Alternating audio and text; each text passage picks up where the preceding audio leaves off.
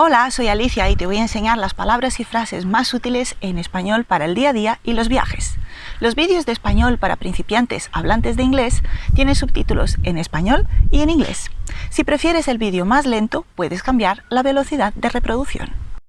Hola, ¿qué tal? Te voy a enseñar ahora algunas frases útiles en español para ti que eres extranjero, para que puedas hacer una propuesta o una invitación y también reaccionar si alguien te invita a hacer algo.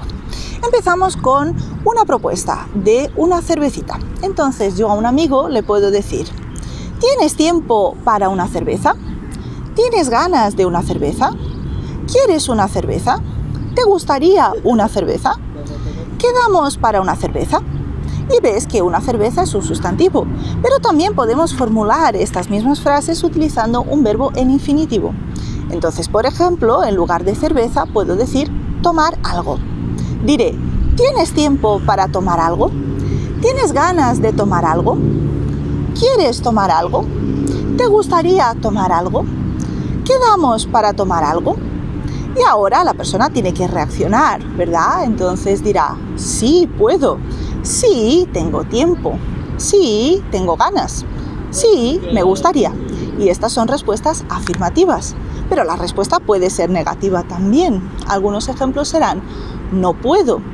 Me gustaría, pero no puedo. Lo siento, ya tengo planes. Y así es como haces una propuesta y reaccionas a una invitación en español para extranjeros. Hola, espero que te haya gustado este vídeo. Si te gustó, tienes más contenido totalmente gratuito para seguir aprendiendo español desde cero y con explicaciones en inglés. En la descripción del vídeo tienes vídeos, audios, PDF y también un curso online de autoaprendizaje con certificado y explicaciones en inglés. Y si te gustó este vídeo, deja tu me gusta, suscríbete al canal y también deja tu comentario. Indícame qué es lo que te gustaría aprender en español y así puedo crear contenido adaptado a los deseos y a las necesidades de mis estudiantes.